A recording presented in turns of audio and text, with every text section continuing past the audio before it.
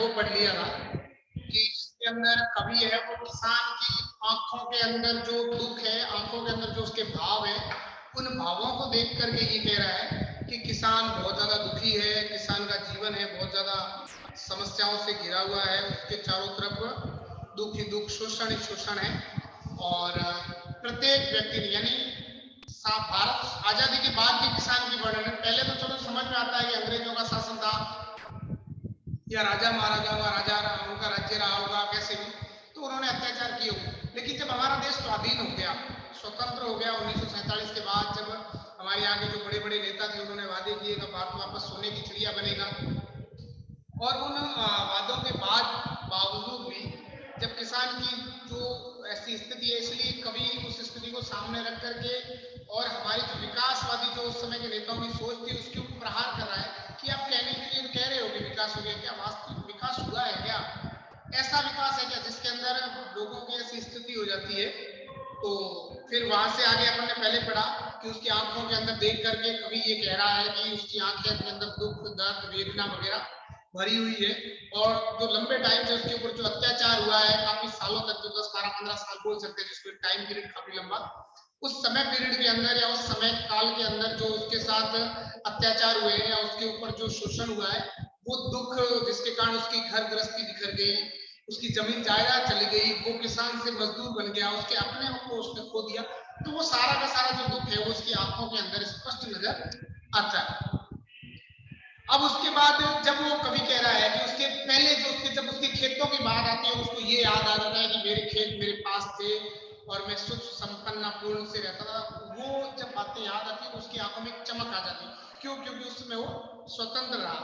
तो ये अपन कर रहे थे, लहराते हुए खेत दृगों में, दृगों का मतलब होता है आंखों में, हुआ बेदखल अब वो जिनसे, बेदखल होने का मतलब होता है उसको अधिकार से वंचित कर दिया, यानी उसके खेत उससे छीन लिए।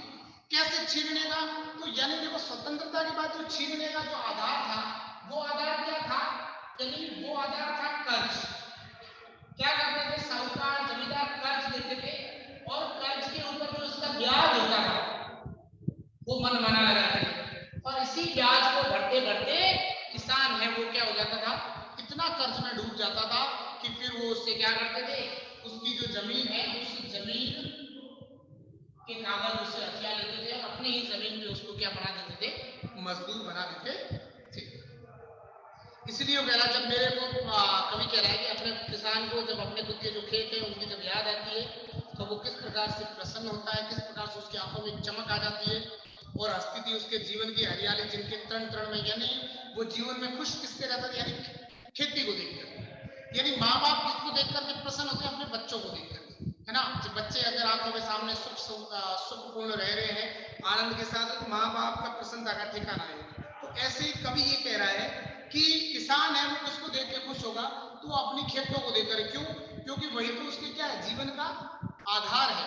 उसी आधार को देख करके और वो क्या हो जाते हैं, बहुत ज्यादा प्रसन्न या खुश हो जाते हैं। ठीक है। हरियाली जिनके तरण तरण, तरण तरण का मतलब होता है तिनके तिनके। ठीक है। आंखों ही में घुमा करता हुआ उसकी आंखों का तारा, यहां से शुरू करना है कि आंखों में ही घुमा करता। आंखों में घुमा करने का मतलब ये होगा सदैव उसकी आंखों के सामने याद आना। फिर क्या है, वह उसकी आंखों का तारा। तो आंख का तारा एक मुहावरा होता है जिसका मतलब होता है बहुत प्रिय। क्या होता है जिसका मतलब? जिसका मतलब होता है बहुत प्रिय या जिससे ज्यादा प्रेम। माँ बाप गाने किससे, यानी औलाद या बेटा। तो आंखों का तारा ये किसके लिए है? बेटा, यानी बेटे के लिए आया कि आंखों में ही घुमा करता वह उसकी आंखों का तारा, उसकी यानी उसकी किसके, किसान की। तो वह उसकी आंखों का तारा कारकुनों की लाठी से जो गया जवानी में ही मारा। कारकुन का मतलब क्या होता है? जमींदार के जो लठैत होते हैं ना, बॉडीगार्ड। ठीक है। तो जमींदारों के रक्षक, रक्षक बोल सकते हैं, सैनिक बोल सकते हैं, सेवक बोल सकते हैं, एक ही बात। जो जमींदार के सेवक थे उन्होंने क्या कर दिया, उसको लाठियों से पीट करके और मार दिया। क्यों मार दिया?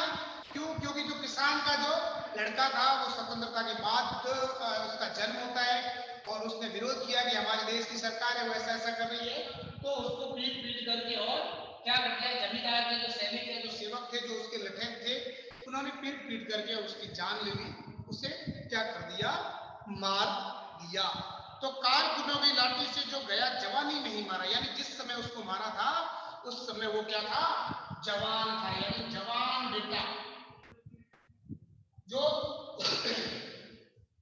विरोध के कारण जमींदारों का या उस जमींदारी व्यवस्था का उसने विरोध किया, इस कारण से वो उन लाठियों से पीट करके और क्या हुआ, मारा गया।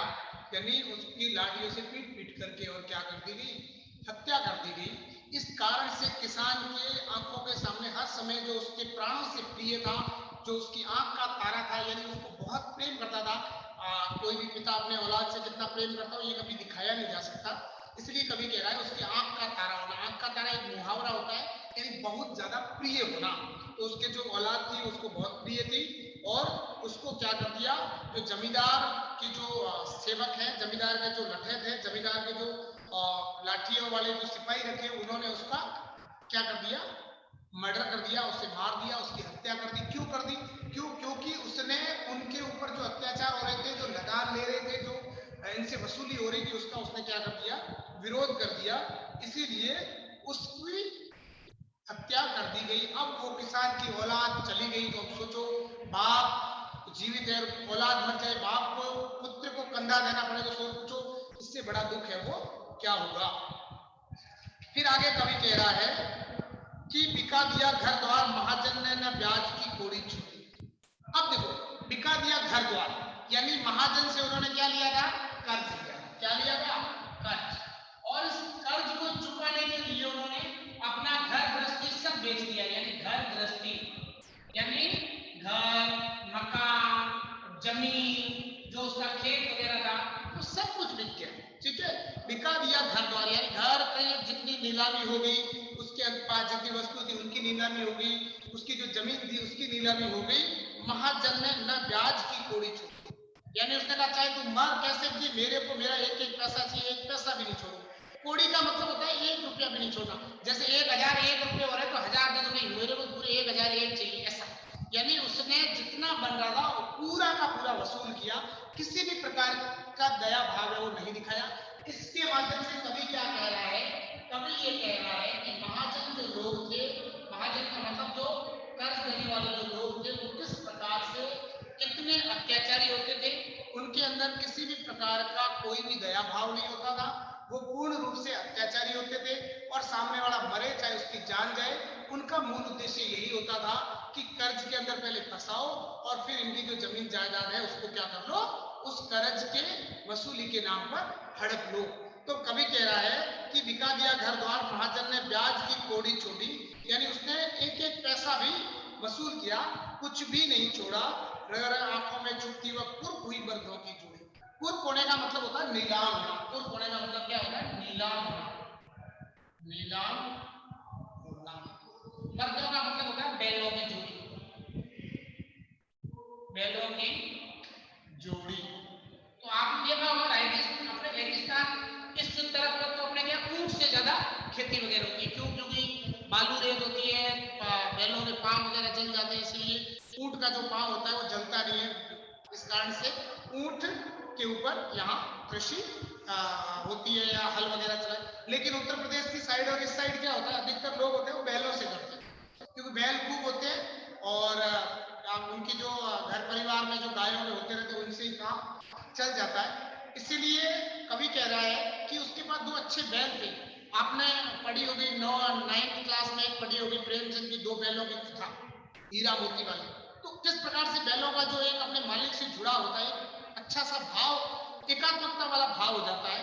तो कवि ये कह रहा है कि उसके जो 2 बैल थे उनकी उन्होंने कुर्क कर लिया, मतलब नीलामी है, खड़े करके बोली लगा भाई ये बैल है, इसके जो सबसे ज्यादा रुपए देगा उसको दे देंगे। क्यों, क्योंकि मुझे मेरे पैसे वसूलने। इस प्रकार से किसने बोली लगाई, तो महाजन या फिर जमींदार। तो कुर्क हुई मर्दों की जोड़ी, यानी बार बार उसको याद आती है कि मैं भी किसान था, मेरा भी घर था, मेरे पास मेरे 2 अच्छे साथी, मेरे घर खेती के काम में सुख दुख के अंदर साथ रहने वाले जो मेरे बैल थे 2, मेरे बैलों की जो जोड़ी थी वो भी कुर्क कर दी, यानी उसको भी क्या कर दिए, पकड़ करके और ले गए, या वो जोड़ी भी उन्होंने क्या कर ली, छीन ली। तो कुर्क हुई मर्दों की जोड़ी, यानी किसान इसमें ये कह रहा है कि हर समय बस उसको वही याद आ रहा है कि किस प्रकार से उसके जो बैलों की जोड़ी थी वो कुर्क हो गई, यानी उसकी घर गृहस्थी थी वो बिक गई। महाजन का मतलब जो कर्ज देने वाला साहूकार या जो पैसा जिसने दिया था उसने अपने एक एक पैसे की पूर्ति के लिए उसका घर परिवार बिकवा दिया, उसके बैल बिकवा दिए और उसका जितना भी सब कुछ था वो बिकवा दिया, लेकिन उसने अपना एक पैसा भी नहीं छोड़ा। और वो स्थितियां बार बार किसान को याद आ रही है, और याद आने के बाद किसान है वो क्या है, बहुत ज्यादा दुखी या बहुत ज्यादा परेशान हो गया है। उजरी उसके सिवा किसे कब पास दूने आने देती थी।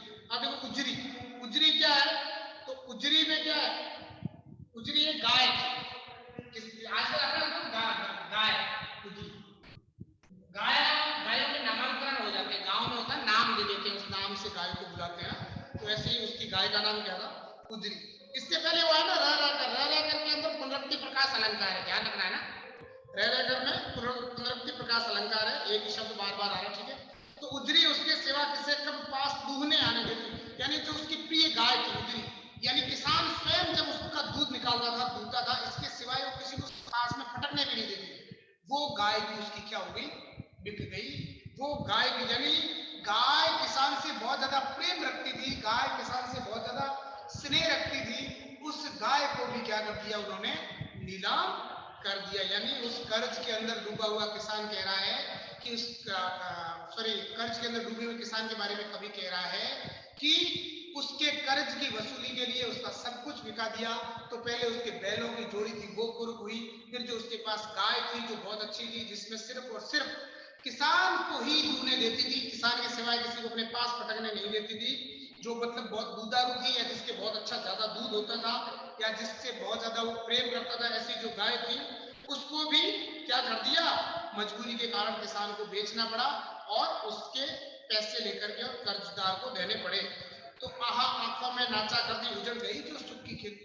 आंखों में नाचा करने का मतलब होता है याद आना, यानी उसको बार बार क्या है, याद आती है। किसकी याद आती है, खेती की, जो जो उजड़ गई। उजड़ गई का मतलब क्या होता है, वो खेती जो पहले किसान जिस खेत में करता था, आज उसके खेत बिक गए हैं, वो मजदूरी करने पे मजबूर है, लेकिन उसको रह रह करके याद आती है कि भाई आज से 10 साल पहले जब मेरे कर्ज लिया हुआ नहीं था, तब मैं बड़े आनंद के साथ मैं खेतों के अंदर कृषि करता था, मेरी फसल होती थी हरी भरी, मेरे जानवर होते थे। जब वो उनको बार बार उसको याद आ रहे, क्यों याद आ रहे, क्यों, क्योंकि उससे किसान का बहुत ज्यादा अपनापन था, बैलों से, गाय से, अपनी घर गृहस्थी से, अपनी फसल से, अपने खेत से, जो उसको बहुत ज्यादा एक लगाव था। उस लगाव के कारण वो चीजें बार बार उसकी आंखों के सामने आती है। आंखों में नाचा करती, आंखों में नाचा करती का मतलब क्या होता है कि बार बार उसे क्या आना, याद आना। उजड़ गई जो सुख की खेती, यानी जो उजड़ गई, उजड़ गई का मतलब जो पूरी तरह से क्या हो गई उसकी, वो सुख की खेती जो पूरी तरह से उसकी बिगड़ गई है, यानी जो जहां वो प्रसन्नता पूर्वक रहता था अब वो पूरी तरह से क्या हो चुकी है, बिगड़ गई है। बिना दवा दर्पण के घरनी स्वर्ग चली आंखें आती भर, और उसके घर में ऐसी स्थिति हो गई क्या कि बिना दवा दर्पण के, दवा दर्पण का मतलब होता है बिना इलाज के, उपचार के ना, बिना उपचार के, बिना उपचार के घरनी, घरनी का मतलब होता है पत्नी या घरवाली,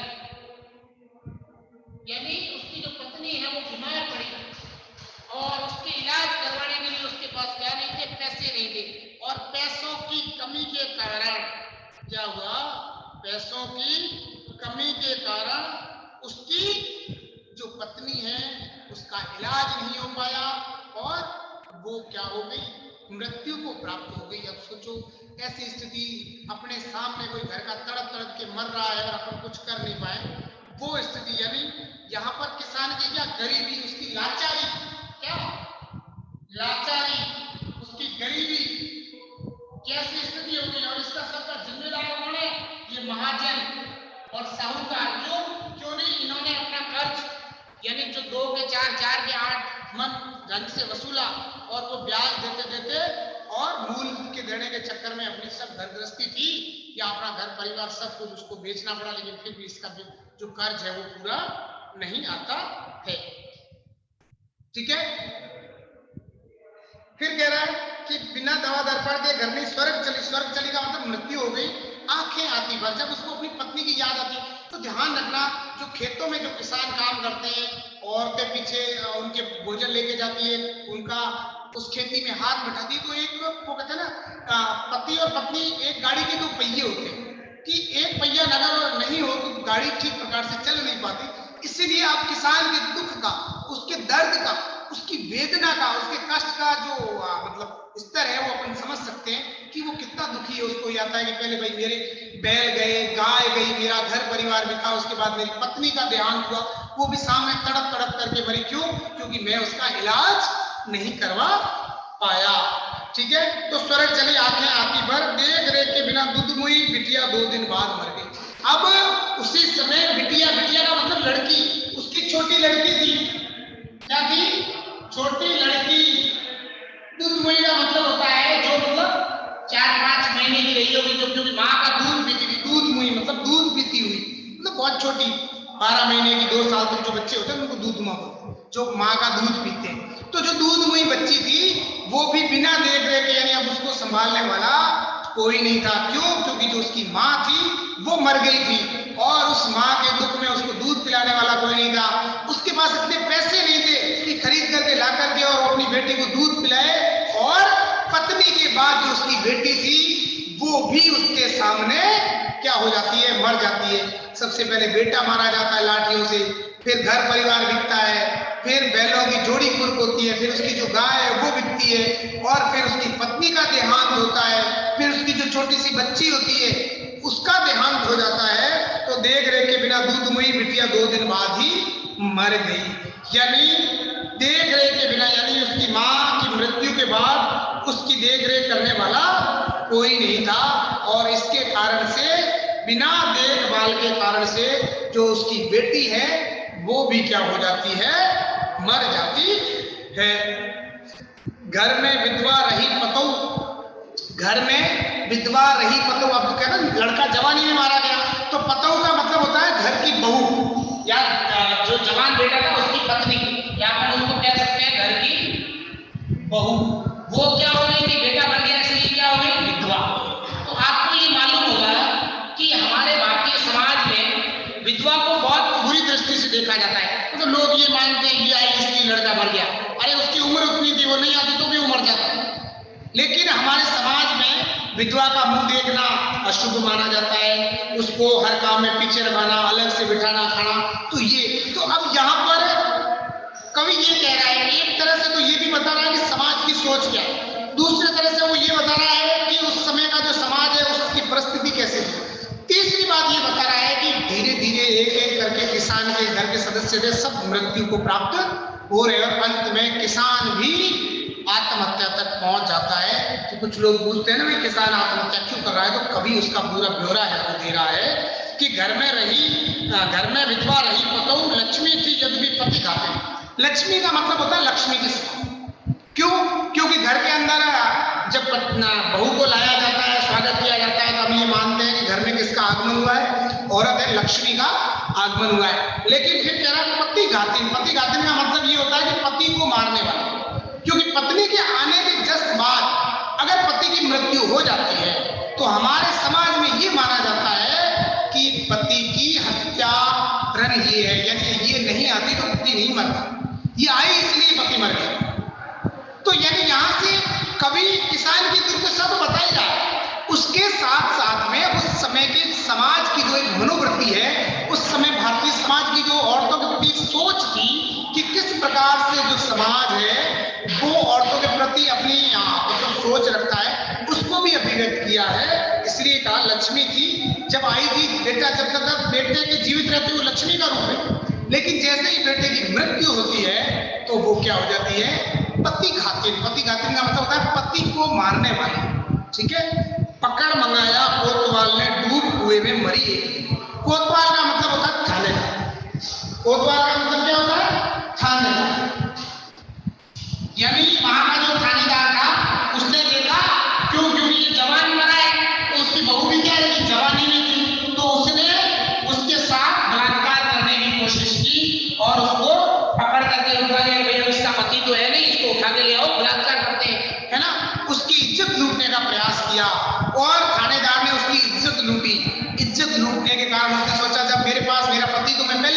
हूँ, अब मेरे जो मान सम्मान, मेरी जो लज्जा थी, मेरी जो मर्यादा थी, मेरा जो सतीत्व था वो भी खो गया, और वो उसकी इज्जत लुटने के बाद घर में आकर के सीधी कुएं में कूद करके उसने अपनी जान दी। यानी कवि ये कह रहा है कि किसान का जीवन कैसा, एक एक करके उसके घर के जो सदस्य हैं सब मौत को प्राप्त हो रहे हैं, और इनकी मौत का कारण कौन है? हमारे समाज के वो लोग जो शोषण कर रहे हैं, जमींदार, महाजन, साहूकार, जो पैसे देने वाला, वहां के जो कोतवाल वगैरह, यानी जितने भी शक्तिशाली लोग हैं वो सारे के सारे उनकी मृत्यु का क्या बन रहे हैं? कारण बन रहे हैं। तो पकड़ मंगाया कोतवाल ने, डूब कुएं में मरी एक दिन, यानी एक दिन उसके साथ जो कोतवाल यानी वहां का जो थानेदार था। अब इसके माध्यम से ये भी बताया है कि थानेदार यानी पुलिस, तो पुलिस का अत्याचार भी कैसे होता है, यानी जब जनता नहीं समझती थी तो पुलिस किस प्रकार से अत्याचार करती थी उस समय। आजकल तो लोग बहुत जागरूक हो गए हैं, समझते हैं, पुलिस वालों को बोलते कुत्ता लेगा चल निकल, हाथ लगा देता, लेकिन फिर भी ग्रामीण क्षेत्रों में पुलिस वालों की वर्दी से लोग डरते हैं। तो किस प्रकार से थानेदार ने अपने किसी का बलात्कार कर दिया और उसको कुछ नहीं हुआ है, आजकल अगर सलाखों के पीछे ठोक दे, लेकिन उस समय ग्रामीण क्षेत्र के अंदर जागृति नहीं थी, उसका पकड़ करके बलात्कार किया और उसने अपने मान सम्मान और इज्जत न बचने के कारण डूब करके और अपनी जान दे दी। तो पकड़ मंगवाया कोतवाल ने, डूब कुएं में मरी एक दिन, यानी वो डूब करके और कुएं में उसने अपनी क्या दे दी? जान दे दी। अब आगे कह रहा है, खैर पैर की जूती जोरू ना सही एक दूसरी आती। अब किसान की मनोवृत्ति देखो, किसान यानी उस समय का समाज कि भाई अगर पति एक बार मर जाएगा तो औरत की शादी नहीं होगी, लेकिन अगर पत्नी मर गई, अगर पत्नी मर जाती है तो दूसरी शादी करके ले आती है। यानी एक समाज में औरत के प्रति हमारा दृष्टिकोण क्या है वो यहाँ बताया है कि समाज में किसी औरत के प्रति हमारा जो दृष्टिकोण है वो क्या है? पैर की जूती का मतलब होता है कि बहुत जिसको मान सम्मान नहीं दिया जाता है। पैर की जूती का मतलब क्या होता है? जिसको कुछ भी न समझा जाए, कुछ ना समझना, यानी औरतों को हम बहुत हीन समझते हैं। पुरुष प्रधान समाज था, इसलिए औरतों को उतना सम्मान वगैरह नहीं था। खैर पैर की जूती जोरू, जोरू का मतलब क्या होता है? जोरू का मतलब होता है पत्नी। जोरू का मतलब क्या होता है? पत्नी। कोई बात नहीं, किसान कह रहा है अगर बेटा जीवित होता, पत्नी मर जाती ना तो उसकी दूसरी, यानी वो तो पैर की जूती के बराबर है। भाई जूती फटती है क्या करते? दूसरी ले आते ना। तो एक औरतों के प्रति जो सोच कैसी, और किस देश में? उस देश में यत्र नारी सुपूज्यते तत्र रमन्ते देवता, हमारे ऋषि मुनियों का देश। किस प्रकार से समाज के अंदर औरतों के प्रति जो सोच आ गई थी, उस सोच को कवि है वो व्यक्त कर रहा है। कह रहा है खैर पैर की जूती जोरू न सही एक दूसरी आती। उन्होंने कहा अगर ये एक मर जाती तो कोई दूसरी भी ले आते, पर जवान लड़के की शुद्ध करने का मतलब होता है याद। जब जवान बेटे की याद आती है, जब जवान बेटे की याद आती है कि मेरा जवान बेटा था वो भी मर गया, शुद्ध यानी जब उसकी याद आती है तब सांप लौटते फटती छाती। सांप लौटने का मतलब क्या होता है? बहुत ज्यादा कष्ट होना। सांप लौटने का मतलब होता है बहुत ज्यादा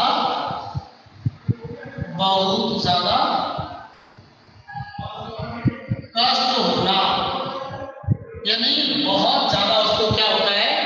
कष्ट होता है, बहुत ज्यादा दुख होता है, बहुत ज्यादा वेदना होती है कि मेरा बेटा था वो चला गया, चलो बहू मरती तो कोई मती में दूसरी ले आता, लेकिन मेरा बेटा जो मेरे बुढ़ापे का जो सहारा, मेरे बुढ़ापे की जो लकड़ी था वो मर गया, और उसके कारण वो क्या कह रहा है कवि?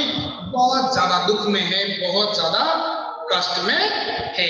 तो फटती छाती यानी बहुत दुख हो रहा, सांप लौटने का मतलब बहुत ज्यादा कष्ट हो रहा, दोनों का मतलब ये दोनों मुहावरे हैं, ठीक है। फिर पिछले सुख की स्मृति आंखों में क्षण भर एक चमक लाती है, यानी जो उस समय वो सुखी था, जिस समय उसके ऊपर कर्ज नहीं था, जब वो याद आता ना उस समय मेरे पास खेत थे, उनकी जब याद आती है तब उसकी आंखों में सुख होता है। वास्तव में उस समय में कितना सही था, लेकिन तभी उसको याद होता है कि वो तो बीती हुई बात है, वर्तमान में नहीं है। तो वर्तमान को देख करके और फिर उसी आंखों के अंदर दुख, वेदना और कष्ट है वो भर जाता है। तो पिछले सुख की स्मृति आंखों में, स्मृति का मतलब होता है याद, ठीक है। क्षण भर एक चमक लाती, चमक लाने का मतलब होता है क्या होता है? खुशी लाना। बन जाती है। और चितवन, चितवन का मतलब होता है दृष्टि। चितवन का मतलब क्या होता है? चितवन का मतलब होता है दृष्टि। अचानक से उसकी आंखों के आगे, यानी वो आपने देखा ना जो निराश होता है, आगे फाड़ के ऐसे ही देखता रहता है, तो उसकी आंखों के आगे भी इस प्रकार की निराशा हो जाती है। शून्य का मतलब होता है आकाश की तरफ देखना। सदृश का मतलब होता है के सम्मान। सदृश का मतलब क्या होता है? के सम्मान, यानी तीखी नोक सदृश, इसके अंदर उपमा अलंकार हो जाएगा, ठीक है। तीखी नोक सदृश में, यानी तीखी नोक मतलब क्या? एकदम मतलब दुख दर्द दे ऐसी, ठीक है। उस समान उसका जीवन हो गया है कि वो कितना खुश था, और जब वो वर्तमान में देखता है और पहले की बातें देखता है तो उसकी नजर एकदम यूं आंखें एक जगह स्थिर हो जाती है और उसको ऐसे लगता है, वो विचार शून्य हो जाता है, टकटकी लगा करके देखता है और उसकी नजर है वो तीखी नोक, यानी सुई जैसे चुभती कैसे है वैसे समान उसकी चुभने वाली हो जाती है, यानी उसकी आंखें ही उसको चुभने लगती है। क्यों चुभने लगती है? तो इसलिए चुभने लगती है कि उसका जो सुख, संसार, घर, परिवार था वो सब कुछ नष्ट हो गया। आज उसके पास कुछ भी नहीं है, वो पूरी तरह से दुखी है। उसका जीवन है वो एक किसान से क्या हो गया? बंधुआ मजदूर की तरह हो गया है। उसने अपनों को खो दिया है और वो पूरी तरह से कष्ट और वेदना के अंदर अपना जीवन जी रहा है, ठीक है। अब बोलो, आपको इसमें से कुछ पूछना है?